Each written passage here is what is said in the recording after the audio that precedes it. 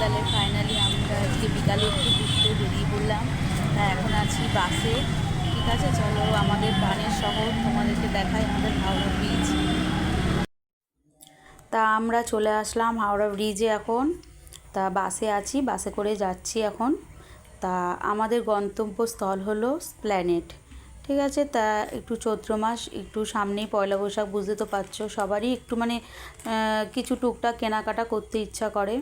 হ্যাঁ, তার জন্যই আমাদের আর কি যাওয়া। তা এখান থেকে দেখো মানে গঙ্গাটা মানে খুব সুন্দর লাগছিলো, আর খুব ঠান্ডা ফুরফুরে হাওয়া ছিল। তো ফাইনালি এখন আমরা চললাম এসপ্ল্যানেড। তা প্ল্যানেটের উদ্দেশ্যেই আমরা এসছি এখানে। আর এখানে এসছি আমরা একটু সিলেবাসে একটু মানে কিনবো আর কি। হ্যাঁ, তা তোমাদেরকে কেনাকাটি করে তারপর তোমাদের সাথে আবার দেখা হবে বন্ধু।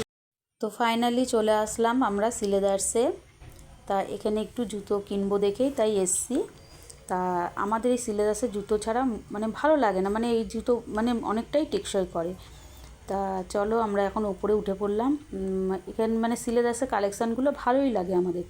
তা তোমরা দেখে নাও কার কোন জুতোটা লাগবে, কার কোনটা পছন্দ আমাকে একটু কমেন্ট করে জানিও বন্ধুরা, আমি তোমাদের জন্য তাহলে পাঠিয়ে দেবো। তা আমার মেয়ে এই জুতোটা পছন্দ করেছে আমার জন্য, তাই আমাকে বলছে মা তুমি একটু এটা পায়ে দিয়ে দেখো কীরকম লাগছে। তা এমনি আমার খারাপ লাগছে না। তা আমি এরকম মানে একটু মোটা বেল দেওয়া জুতো পছন্দ করি না, বেশ একটু সরু টাইপের বেলটা হবে, তা আমার ওটাই মানে ভাল লাগে। তাও এটা খারাপ লাগছিল না।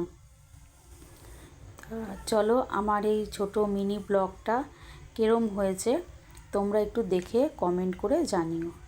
তা ভিড় ভালোই ছিল, প্রচণ্ড ভিড় ছিল বন্ধুরা। তা এতই সাউন্ডের ডিস্টার্ব ছিল, তাই ভয়েস ওভার আমাকে পরে দিতে হয়েছে। তা গুড নাইট। আজকে সারাদিনে ঠিকমতো তোমাদের সাথে থাকতে পারিনি, তা আমার বন্ধুদেরকে অনেক